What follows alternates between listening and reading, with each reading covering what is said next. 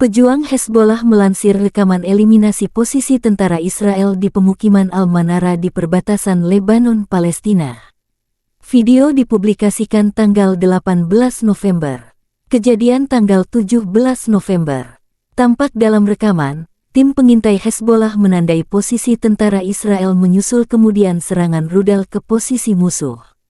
Dalam 24 jam terakhir, Hezbollah melancarkan 8 serangan ke posisi Israel di perbatasan Lebanon-Israel. Hezbollah menembak jatuh drone Hermes 450 Israel menggunakan rudal darat ke udara. Juga melancarkan serangan di situs HDB Al-Bustan dengan ATGM dan menyerang situs militer Israel Al-Rahib.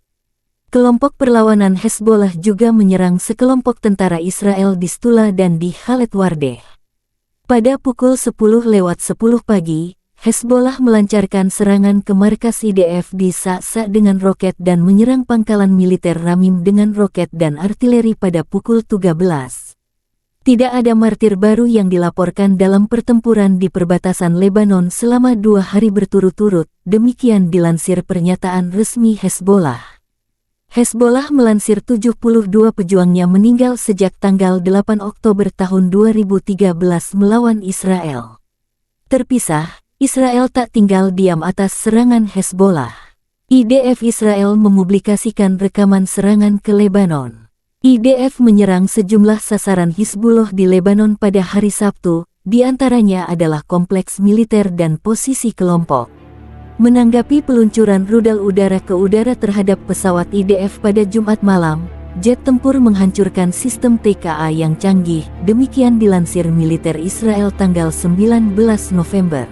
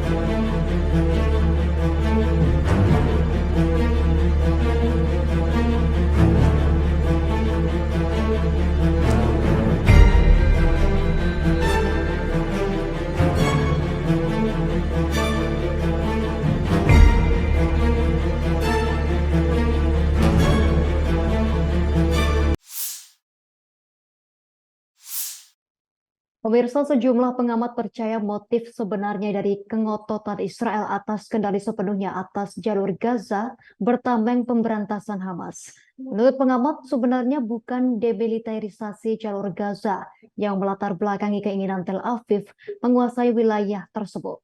Namun ladang gas yang belum dimanfaatkan bernama Gaza Marin. Jalur Gaza dilaporkan memiliki cadangan gas alam lepas pantai yang terletak 36 km di lepas pantainya. Tekad Tel Aviv untuk menguasai wilayah tersebut setelah perang ada hubungannya dengan sumber energi Palestina menjadi pertanyaan. Israel mengklaim terus membuat kemajuan operasi militer mereka di jalur Gaza. Perdana Menteri Benjamin Netanyahu telah berulang kali mengatakan bahwa Tel Aviv akan mempertahankan kendali atas wilayah tersebut sampai demilitarisasi dan deradikalisasi dilakukan untuk membersihkan Gaza sepenuhnya dari Hamas. Untuk itu, tentara Israel IDF membombardir wilayah pemukiman, merelokasi paksa warga sipil dari rumah-rumah mereka. Selain itu juga memerangi rumah sakit dan sederet aksi yang dinilai sebagai pelanggaran hukum internasional. Netanyahu bahkan juga menentang saran sekutu abadi mereka Amerika Serikat terkait masa depan Gaza. Pemerintahan Joe Biden diketahui meminta Israel menyerahkan otoritas Palestina untuk mengambil kendali di wilayah tersebut jika pasukan pertahanan Israel IDF berhasil mengalahkan Hamas. Ide Amerika Serikat tersebut dianggap Israel cuma angin lalu. Netanyahu dan kabinetnya menyatakan Gaza sepenuhnya harus ada dalam bagian Israel. Lagi-lagi dengan dalih agar serangan Hamas seperti 7 Oktober silam tak terjadi lagi.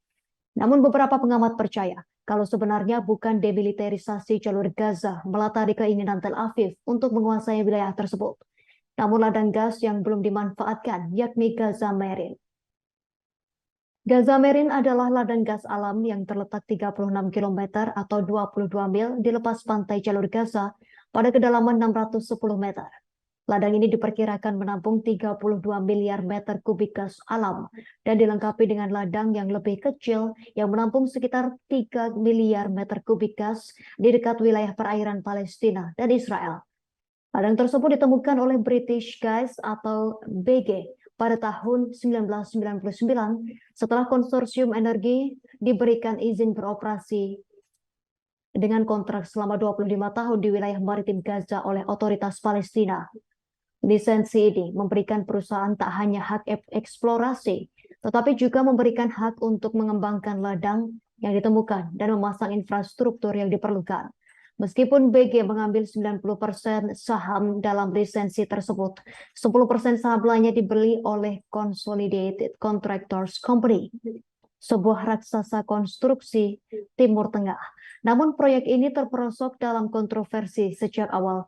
Menurut sosiolog dan penulis Amerika Serikat Michael Herman Schwartz, saat itu Tel Aviv bersikeras kalau Israel harus mengontrol keuntungan PA dari gas, sehingga tak digunakan untuk teror. Sementara itu pada September 2000, pemimpin terkenal Palestina Yasser Arafat memuji Laut Gaza sebagai hadiah dari Tuhan kepada rakyat Palestina.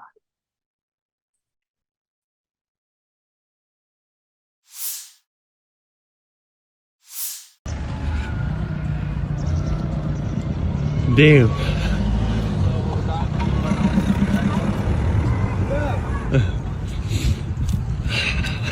I wish Israel is not asking us to evacuate.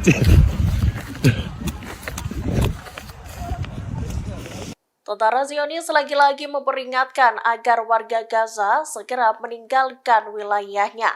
Israel menggaungkan peringatan itu lewat selebaran yang mereka sebar dari pesawat.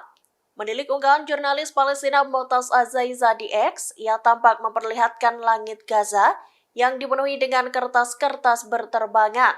Rupanya kertas-kertas tersebut adalah selebaran yang disebar oleh pasukan Israel.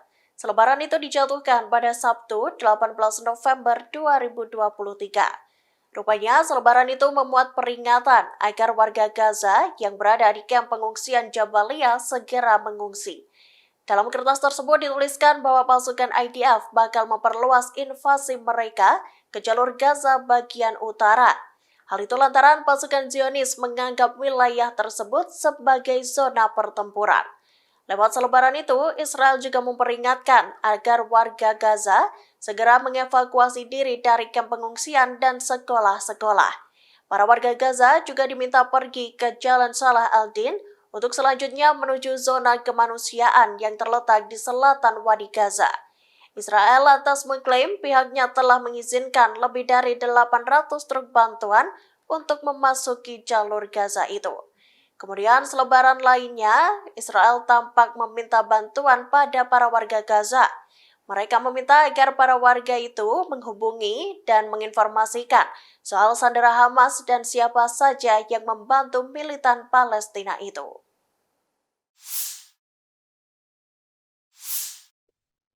Tentara Israel disebut melakukan settingan terkait senjata yang diklaim milik Hamas di Rumah Sakit Al-Shifa. Padahal apa yang dilakukan Israel tersebut adalah satu kebohongan. Sebuah video pasukan pertahanan Israel atau IDF pada tanggal 15 November menunjukkan tur persenjataan Hamas yang ditemukan di Rumah Sakit Al-Shifa. Video tersebut menunjukkan lebih sedikit persenjataan di tempat kejadian dibandingkan dengan rekaman selanjutnya yang difilmkan oleh kru berita internasional, di mana mengindikasikan bahwa persenjataan tersebut mungkin telah dipindahkan atau ditempatkan di lokasi tersebut sebelumnya kepada kru berita yang akan datang. Video tersebut kemudian dibandingkan dengan rekaman yang dipublikasikan oleh IDF secara online dengan rekaman yang diambil oleh Fox News yang diberikan akses ke situs tersebut beberapa jam setelahnya. Juru bicara IDF, Letkol Jonathan Conricus, memimpin tur dalam video IDF dan jam tangan di lengannya menunjukkan waktu menunjukkan pukul 13:18. Koresponden luar negeri Fox News Trey Yings kemudian mengunjungi tempat kejadian saat hari sudah gelap. Ia mengatakan dalam laporannya bahwa saat itu tengah malam. Yings diperlihatkan sebuah tas yang terletak di belakang mesin MRI di dalam rumah sakit dengan 2 senjata AK-47 terlihat di atasnya. Namun video IDF yang direkam sebelumnya hanya memperlihatkan saja 1 senjata AK-47. Tak jelas dari mana senjata AK-47 kedua berasal dan mengapa senjata tersebut tak terlihat dalam klip IDF sebelumnya. Beberapa jam kemudian, IDF juga mengunggah foto persenjataan yang konon ditemukan di Rumah Sakit Al-Shifa secara online. Nama file WhatsApp untuk foto tersebut menunjukkan bahwa foto itu diambil pada sekira pukul 5:35 sore hari. Terjadi setelah tur IDF di kompleks MRI, tetapi hampir pasti sebelum kru Fox News tiba. Ada kemungkinan persenjataan tersebut telah dipindahkan dari lokasi kejadian dan diganti sebelum kru berita tiba. Namun hal tersebut tak menjelaskan mengapa lebih banyak senjata yang terlihat ketika pers tiba dibandingkan dalam video IDF yang asli. Sementara itu, kelompok militan Hamas mengatakan pasukan pertahanan Israel IDF telah mengumbar kebohongan terkait penemuan senjata api di Rumah Sakit Al-Shifa di jalur Gaza. Izzat El-Rash, anggota senior Hamas yang berbasis di Qatar, berujar Hamas menyebut IDF secara sengaja menempatkan senjata di satu ruangan di Rumah Sakit Al-Shifa, kemudian mengklaim sebagai milik Hamas. Ia menambahkan untuk membuktikan kebohongan militer Israel, Hamas tak sekali meminta PBB bertindak dan melakukan pemeriksaan. Saat melakukan penyerbuan pada Rabu 15 November 2023 dini hari waktu setempat, pasukan IDF juga melakukan penggeledahan di kompleks Rumah Sakit Al-Shifa untuk menemukan fasilitas bawah tanah yang diyakininya sebagai markas Hamas. Sebelum melakukan penyerbuan militer, Israel telah mengepung rumah sakit tersebut selama beberapa hari. Penyerbuan dilakukan karena Israel meyakini terdapat markas komando bawah tanah Hamas di bawah bangunan rumah sakit Al-Shifa. IDF telah merilis video berdurasi hampir 7 menit di akun X resminya yang memperlihatkan juru bicara mereka, Letnan Kolonel Jonathan Conricus, memeriksa gedung Magnetic Resonance Imaging Rumah Sakit Al-Shifa. Namun dalam video tersebut tak ditunjukkan lokasi markas komando bawah tanah Hamas seperti yang dituduhkan IDF. Conricus hanya memperlihatkan penemuan beberapa tas dari beberapa ruangan. Tas tersebut berisi senjata AK-47, amunisi, granat, dan seragam. Conricus mengklaim bahwa tas tersebut milik anggota Hamas. Dalam video tersebut, Conricus terus berujar dan menunjukkan penemuan sebuah laptop dan sejumlah piringan keras yang diklaimnya milik Hamas.